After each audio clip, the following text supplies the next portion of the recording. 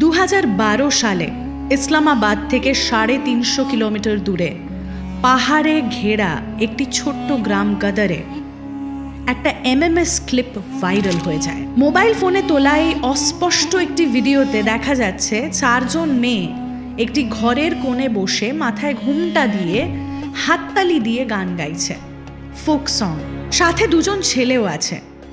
একজন মেয়েদের গানের সাথে হাত দুলিয়ে হাততালি দিয়ে নাচছে এবং আরেকজন এই ভিডিওটি রেকর্ড করছে। কোনো এক বিয়ের আসরের জমায়েত, সবাই খুব খুশি এবং প্রচণ্ড আনন্দের মধ্যেই এই ভিডিও ক্লিপিং রেকর্ড করা হচ্ছে।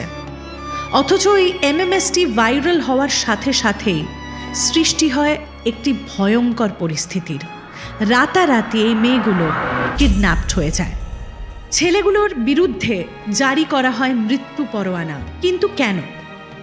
জানতে গেলে চিনতে হবে কোহেস্তানকে, জানতে হবে এখানকার নিজস্ব সামাজিক নিয়ম কানুন এবং রক্ষণশীল পিতৃতান্ত্রিক সমাজে আগলে রাখা অদ্ভুত এক প্রথাকে, যার নাম অনার কিলিং। কোহেস্তানের ব্যাপারে, কোহেস্তানের সমাজের ব্যাপারে, এই মানুষগুলোর ব্যাপারে বলার আগে আপনাদের নিজেরই দেখে নেওয়া উচিত যে এই ভিডিও ক্লিপটা এক্স্যাক্টলি কিরকম ছিল।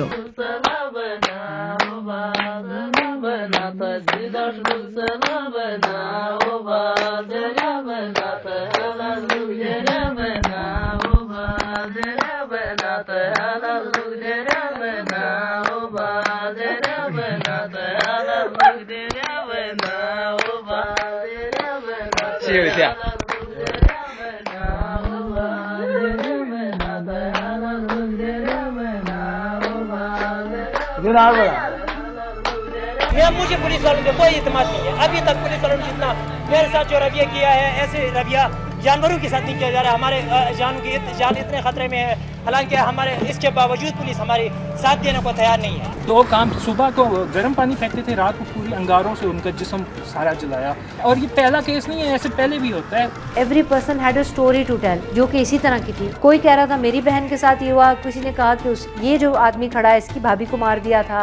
तो आप पूछ सकते हैं, लेकिन ये बात आप अपने पास नोट करें कि हमारा यहाँ पर ये कत्ल जो है ये रिवाज कर रहा है।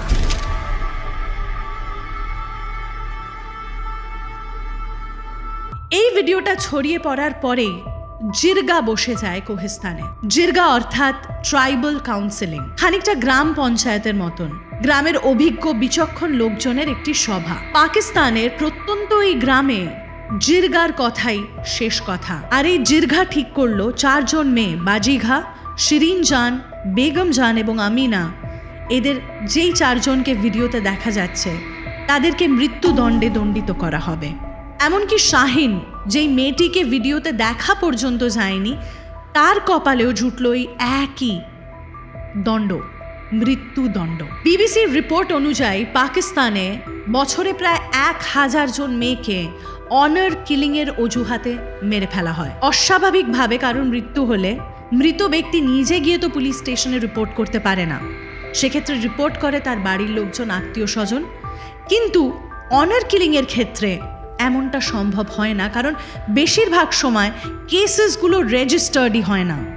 বেশিরভাগ সময় যে ভিকটিম তাকে খুন করে তারই বাড়ির লোকজন, তার আত্মীয় স্বজন, কাকা, বাবা, স্বামী, দাদা। প্রতিবাদ করারও কেউ থাকে না। তবে জিরগার হুকুমে ভীত সন্ত্রস্ত হয়ে পালিয়ে বেড়ানো 2 ছেলে, বিন ইয়াসির আর গুল নজর, কোহেস্তানের এই 2 ছেলের দাদা আফসল কোহেস্তানি প্রতিবাদ করেছিল। আর তার সেই প্রতিবাদে গর্জে উঠেছিল গোটা দেশ, গোটা বিশ্ব। যারা এই ভিডিওটা দেখেছে তারা সবাই হয়তো ভাবছে এই মুহূর্তে যে কি ছিল এমন এই ভিডিওটাতে, কেন এরকম একটা পরোয়ানা জারি করা হলো। সেই সমস্ত প্রশ্নের উত্তর হয়তো আপনার মতন আমিও এই মুহূর্তে ভাবছি। মেয়েগুলো কি কোনো ধর্মবিরোধী পোশাক পরেছিল ভিডিওতে, বা 4-5 জন মিলে এমন কোনো গর্হিত কাজ করছিল যেটা জনসমক্ষে আসলে পরে তাদের পারিবারিক সম্মান ক্ষুণ্ণ হয় বা ট্রাইবাল কালচার নষ্ট হয়? ভিডিওটা দেখলে আপনি বুঝতে পারবেন যে এই কয়েকজন মহিলা একটা কোনায় চুপচাপ বসে শুধু হাততালি দিয়ে গান গাইছিল। তাছাড়া আর কোনো অ্যাক্টিভিটি এই ভিডিওতে দেখা যায়নি। আরেকটি ছেলে একই ঘরে খানিকটা দূরে এই সুরের সাথে তালে তাল মিলিয়ে হালকা দুলুনিতে নাচছিল। বিয়ের মতন একটি আনন্দ অনুষ্ঠান যেখানে সবাই এরকম ধরনের মজা করে থাকে, কোহিস্তানের জিরগা সেটা মেনে নিতে পারল না কেন? আসলে কোহিস্তানের সমস্ত নিয়ম কানুনই আলাদা। এখানে সমস্ত মহিলারা ইদের ঘরের ভেতরে থাকে বা खेत खामारे काज करे, बाहरे तारा पर्दा नशीन। अगर आप सफर करेंगे तो आपको पता चलेगा कि यहाँ पे रोड साइड पे आपको एक खातून भी नजर नहीं आएगी, क्योंकि सारे लोग जो है वो अपने घरों के अंदर महदूद होते हैं। অবিবাহিত পুরুষ এবং মহিলা একই ঘরে বসে গান বাজনা করবে, নাচানাচি করবে, এদের মধ্যে হাসাহাসি হবে। এটা কোহিস্তানের জিরগার পক্ষে, কোহিস্তানের সমাজের পক্ষে মেনে নেওয়া অভাবনীয় একটি বিষয়। আর সেই জন্যই তারা এটাকে একটি ঘৃণ্য অপরাধ হিসেবে ধরে।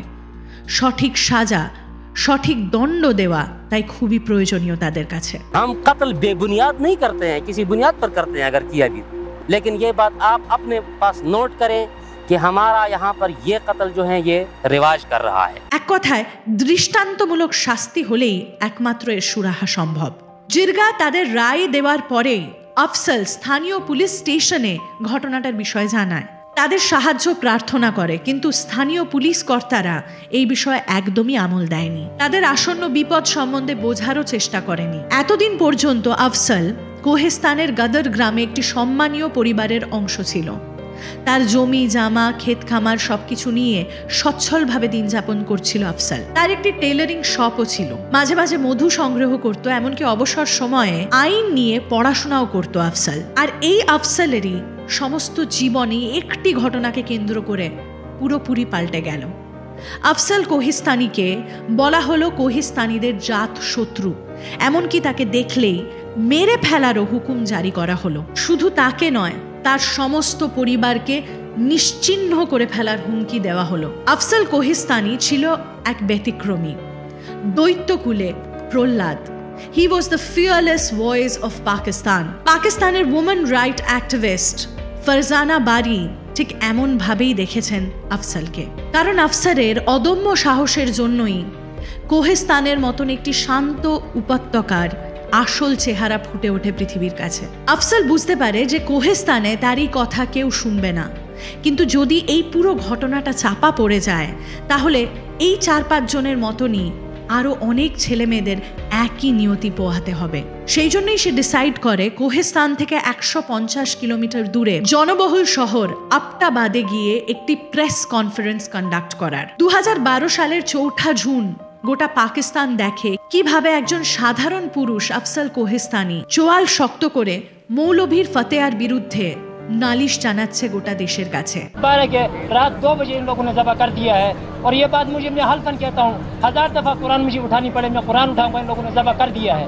मुझे और मेरे भाइयों को जान की खास किस्म की खतरा है। সেই দিনই রাতারাতি বিখ্যাত হয়ে যায় আফসল, গোটা দেশের কাছে একটা এক্সাম্পল হয়ে ওঠে। সেই সঙ্গে কোহিস্তানের ঘটনাটা নাড়িয়ে দেয় পাকিস্তানের গভর্নমেন্টকেও। সেই দিন আবটাবাদের প্রেস কনফারেন্সে উপচে পড়েছিল লোকের ভিড়, হাজার হাজার ক্যামেরা, মিডিয়া, লোকজন সবাই শুনেছিল কোহিস্তানের এই ঘটনার বিষয়ে। সেদিন গোটা মিডিয়ার সামনে আফসল পবিত্র কোরআনের ওপরে হাত দিয়ে শপথ করে জানায় যে ভিডিওতে দেখা যাচ্ছে যে মেয়েগুলোকে তারা কেউ একজনও এই মুহূর্তে বেঁচে নেই। 30 মে অর্থাৎ প্রেস কনফারেন্সের 4 দিন আগে ভিডিওতে দেখতে পাওয়া সবকটা মেয়ের জেবা করে দেওয়া হয়েছে।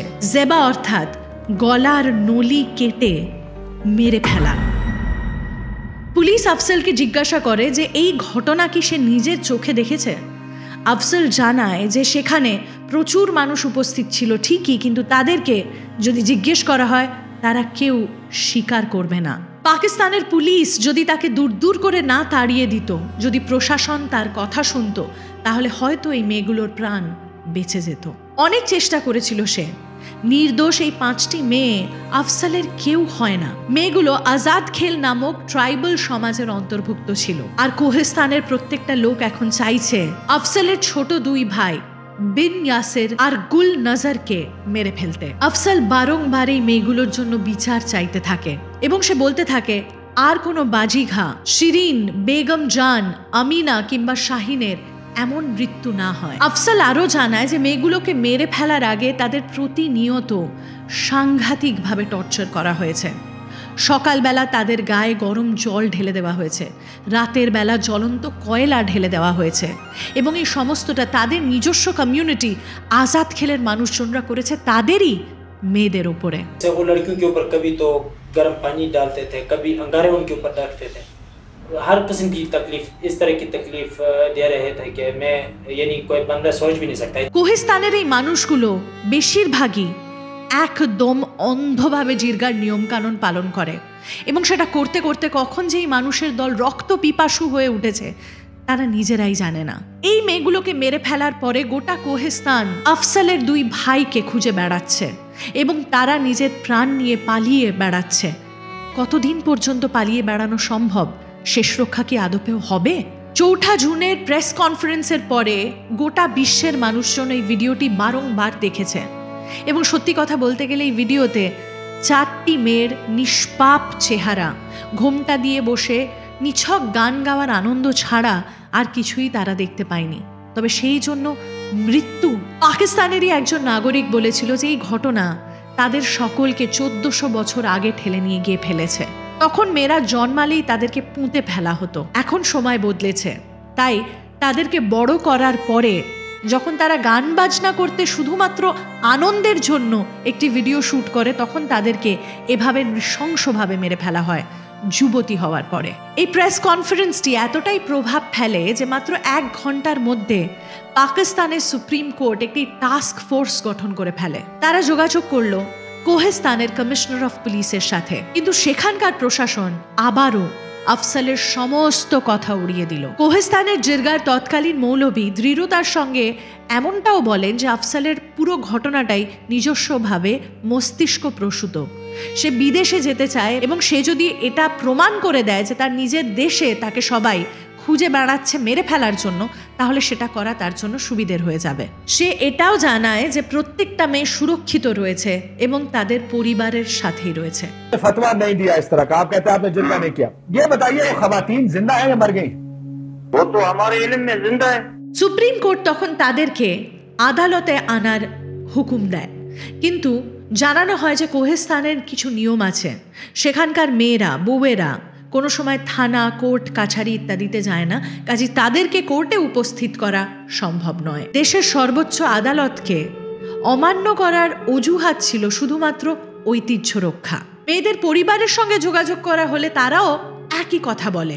স্থানীয় মানুষের ভাবাবেগে সেই মুহূর্তে আঘাত দিতে চায়নি ইসলামাবাদ, তাই তারা একটি তদন্ত কমিশন তৈরি করে। ঠিক করা হয় তারাই পৌঁছে যাবে প্রত্যন্ত সেই উপত্যকায়। সেই সময় ইন্টেরিয়র মিনিস্টার রেহমান মালিকের নেতৃত্বে 5ই জুন একটি কমিটি অর্গানাইজ করা হয় এবং তারা বেরিয়ে পড়ে খাইবার পাখতুন প্রভিন্সের কোহিস্তানের জন্য। সঙ্গে ছিলেন উইমেন অ্যাক্টিভিস্ট ডক্টর ফারজানা বারি, ডক্টর ফৌজিয়া শাহেদ, অ্যাডভোকেট সাবিনা আওয়াজ প্রমুখ। তারা কেউই আগে থেকে জানতেন না যে এরকম ধরনের একটা স্পর্শকাতর জায়গায় তারা তদন্তের জন্য যাচ্ছেন। হঠাৎ করেই তাদের কাছে সেই দিনই নোটিশ এসে পৌঁছয়। আসলে 5ই জুন পাকিস্তানের সুপ্রিম কোর্টে জিরগার ভ্যালিডিটি নিয়েও একটি কেস চলছিল। জিরগার বিরুদ্ধে অভিযোগ ছিল যে এতগুলো কেসের তারা মীমাংসা করার চেষ্টা করে, অথচ তাদের এই সংগঠনে কোনো মহিলা নেই। তাই সম্পূর্ণ পুরুষ দ্বারা চালিত এই সংগঠনে মহিলাদের রাইটস নিয়ে বলার মতন প্রতিনিধিও নেই। সেদিন কমিশন অফ স্টেটাস অফ উইমেনের মিটিংয়ে যারা উপস্থিত ছিল তারা অনেক দিন ধরেই পাকিস্তানে মহিলাদের সামাজিক অবস্থান নিয়ে কাজ করে চলেছে। তারা কোহিস্তানের এই কেসটাকে অত্যন্ত গুরুত্বপূর্ণ মনে করল এবং জিরগার বিরুদ্ধে প্রমাণ একত্রিত করার এই সুবর্ণ সুযোগ তারা হাতছাড়া করতে চাইল না। তাই মাত্র 1 ঘন্টার মধ্যে গরম জামা কাপড় নিয়ে এরা সবাই হেলিকপ্টারে উঠে বসে দুর্গম কোহিস্তানের পথে যাত্রা শুরু করে। কোহিস্তান তাদের জন্য কমপ্লিটলি আলাদা একটা পৃথিবী। এখানে সর্দি কাশি জ্বরের মতনই ঘরে ঘরে অনার কিলিংয়ের কেস প্রেভেলেন্ট। কারোর বউ, কারোর বোন, কারোর বৌদি, কেউ না কেউ প্রত্যেকটা ঘরে রয়েছে যারা মারা গিয়েছে অনার কিলিংয়ের অজুহাতে। ইনভেস্টিগেটিং টিমের দায়িত্ব ছিল কোহিস্তানের কমিশনার অফ পুলিশের দাবি সত্য কিনা সেটা যাচাই করা। 5 জন মেয়ে বাজিঘা, বেগম জান, শিরিন জান, আমিনা এবং শাহিনের শনাক্তকরণ করা। তারা বেঁচে আছে কিনা সেটা জানার জন্য প্রথমেই যেটা দরকার ছিল সেটা হচ্ছে ফটোগ্রাফ শুদ্ধ আইডেন্টিটি কার্ড, যেটার মাধ্যমেই তাদের শনাক্তকরণ করা সম্ভব। কতটা বাধা বিপত্তির সম্মুখীন হতে হয়েছিল এই টিমটাকে। পরিচয়পত্র, আইডেন্টিটি কার্ড কিছুই তাদের কাছে ছিল না। আর এই বিষয়ে পুলিশ ডিপার্টমেন্টও কমপ্লিট ঔদাসীন্য দেখায়। তাদের কাছে এই মহিলাদের পরিচয়পত্র নেই। শেষমেশ এই টিম যোগাযোগ করে অরথ ফাউন্ডেশনের সাথে। তারা ভিডিওটা দেখে প্রত্যেকটা মেয়ের ছবি তুলে আলাদা করে ফারজানা বাড়িকে পাঠায়। খুব যে স্পষ্ট ছিল সেই ছবিগুলো তা নয়, কিন্তু সেটা ছাড়া আর কোনো উপায়ই ছিল না এই টিমের কাছে। তার উপরে কোহেস্তানের ভাষা তারা কেউ বুঝতো না।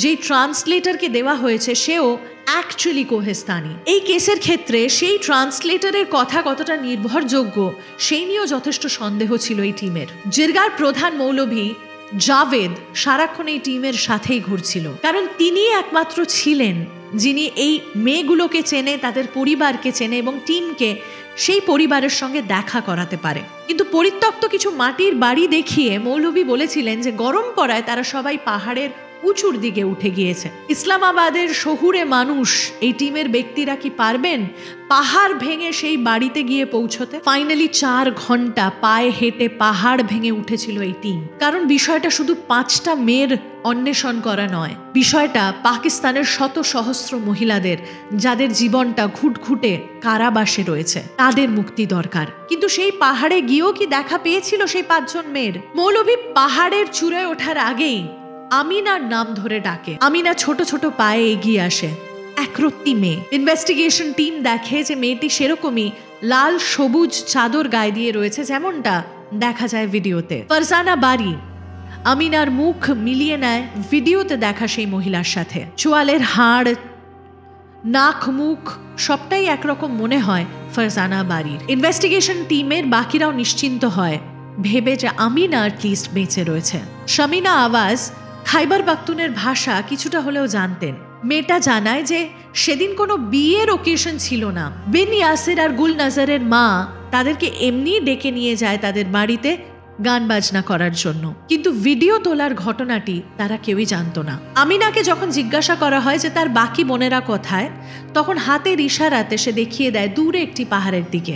একই পরিবারের 5 জন মেয়ে 5টা পাহাড়ে ছড়িয়ে ছিটিয়ে বিভিন্ন জায়গায় রয়েছে, অথচ ইনভেস্টিগেশন টিমের হাতে সময় নেই। তারা 5 তারিখ কোহেস্তানে এসেছেন এবং 6 তারিখই তাদের ফেরত যেতে হবে। একদিন এক্সটেন্ড করার কথা যখন ফারজানা বারি জানায়, তখন ডিআইজি পুলিশ জানান যে সেটা সম্ভব নয়। বাধ্য হয়েই গোটা টিমকে ফেরত যেতে হয়। সুপ্রিম কোর্টের কাছে ইনভেস্টিগেশন টিম তাদের রিপোর্ট সাবমিট করে এবং সেখানে তারা জানায় যে সবার সাথে দেখা না হলেও আমিনাকে তারা ডেফিনেটলি দেখেছে, সে বেঁচে আছে এবং আফসাল বলেছিল যে তাকেও নাকি মেরে ফেলা হয়েছে। অন্যদিকে আফসাল ক্রমাগত বলে চলে যে ইনভেস্টিগেশন টিমকে ঠকানো হয়েছে। অন্যান্য মহিলাদেরকে দেখিয়ে বলা হয়েছে যে ওই 5 জন মেয়েই এই 5 জন মেয়ে। আমিনা আসলে মৃত এবং তার মতনই দেখতে কাউকে সেখানে দাঁড় করিয়ে ইনভেস্টিগেশন টিমের সঙ্গে কথা বলানো হয়েছে। তাই 1 সপ্তাহ পরে 16 জুন সুপ্রিম কোর্ট আরও একটি ইনভেস্টিগেশন কমিটিকে পাঠায় কোহেস্তানে। এই টিমের নেতৃত্বে ছিলেন জাস্টিস মুনেরা, সঙ্গে ছিলেন পার্লামেন্টেরিয়ান বুশরা গ্রোভার এবং আবার ডক্টর ফারজানা বারি। 3য় দফার এই কমিটিকে বলা হয়েছিল যে এইবার পুলিশি পাহারা হবে আরও কড়া এবং স্থানীয় মানুষ নন, সরকারি ট্রান্সলেটর থাকবে তাদের সাথে। But promises are meant to be broken. কোহেস্তানে পৌঁছানোর সাথে সাথেই গোটা টিম বুঝতে পারে কোথায় সরকারি ট্রান্সলেটর। वीडियो नहीं बनाएंगे? नहीं क्यों बनाएंगे? नहीं बनाएंगे जब आप बनाएंगे वो आपसे बाद में बात करेंगे, वो ठीक है। आप लड़कियां दिखाएं पहले, वो उसके खैर है। শিরিন জান আর বেগম জানের কথা অনুবাদ করেছিল তাদেরই আত্মীয়। হুতনি তুলে চুল সরিয়ে অনেকক্ষণ ধরে দেখার চেষ্টা করেছিল ডক্টর ফারজানা বারি। ভিডিওর ছবিগুলোর সঙ্গে মিলিয়ে বোঝার চেষ্টা করেছিল এবং দেখার পরে ওনার মনে হয়েছিল 2টো মেয়ে নকল। কিন্তু ওনার সাথে আরও 2 জন যে ছিল, মানে জাস্টিস মুনেরা অ্যান্ড বুশরা গ্রোভার, তাদের মাথায় এরকম ধরনের কোনো সন্দেহ আসেনি। তাই তারা আইডি কার্ড, জবানবন্দি, হাতের ছাপ ইত্যাদি নিয়ে ফেরত চলে আসে ইসলামাবাদে। ডক্টর বারি আবার থেকে যেতে চেয়েছিলেন সেখানে। এই 5 জন মেয়ের মধ্যে বাজি ঘাও ছিল, কিন্তু তাকে কোনো সময়ই জনসমক্ষে নিয়ে আসা হয়নি। বলা হয়েছিল যে সে প্রেগনেন্ট এবং উঁচু পাহাড় থেকে, তাই তার পক্ষে নেমে আসা সম্ভব নয়। এতে ফারজানা বারির সন্দেহ আরো প্রবল হয়। 1 সপ্তাহ আগে যখন তাকে অসুস্থ বলা হয়েছিল তখন প্রেগন্যান্সির কোনো উল্লেখ তারা করেনি, এবং 1 সপ্তাহের মধ্যেই প্রেগন্যান্সির চরম পর্যায়ে পৌঁছিয়ে যাওয়া কোনো মহিলার পক্ষেই সম্ভব নয়। তাহলে কি সবটা সাজানো? আফসল কি আসলে সত্যি কথা বলছে? সেই জন্যই ডক্টর বারি আরো গভীরে গিয়ে খানা তল্লাশি করতে চেয়েছিলেন, কিন্তু আবারও ডক্টর বারিকে ডিআইজি বলেছিলেন যে উনি চাইলে থেকে যেতে পারেন, কিন্তু সেটা কমপ্লিটলি নিজের রিস্কে।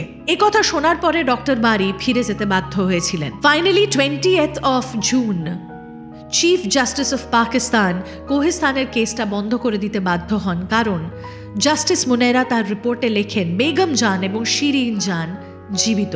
তার সাথে একটা আশার আলো বাঁচিয়ে রাখেন চিফ জাস্টিস। তিনি তার নির্দেশনামায় জানান যেহেতু ডক্টর ফারজানা বারি সন্তুষ্ট হননি এই রিপোর্টে, তাই যদি কোনো নতুন এভিডেন্স উঠে আসে তাহলে এই কেস আবার রিওপেন করা হবে। সত্যি কি কেসটা রিওপেন করা হয়েছিল? কোহিস্তানের গদর এমন একটা জায়গা যেখানে সরকারি ইনভেস্টিগেশন টিমও সেখানে গিয়ে এক রাত্রির নিরাপত্তা ছাড়া থাকতে ভয় পায়। সেখানে সাধারণ একটা ছেলে আফসল কতদিনই বা লড়বে? আফসলের ভবিষ্যতে কি অপেক্ষা করে রয়েছে? কি হয়েছিল সেই মেয়েগুলোর? তারা কি সত্যি বেঁচে ছিল, নাকি আফসল যেটা বলছে সেটাই চরম সত্যি? রুদ্ধশ্বাস এই নাটকে জড়িয়ে গিয়েছিল পাকিস্তানের আম জনতা, পুলিশ প্রশাসন, কোর্ট, পার্লামেন্ট, মিডিয়া, গোটা বিশ্ব তাকিয়েছিল আফসলের দিকে এবং কোহিস্তানের এই মার্ডার কেসের দিকে। কি হয়েছিল পরিণতি কোহিস্তান মার্ডার কেসে? যদি জানতে চান তাহলে এই ভিডিওর শেষে পরবর্তী ভিডিওর লিংক দেওয়া রয়েছে। For Kohistan murder case part 2, click on the link.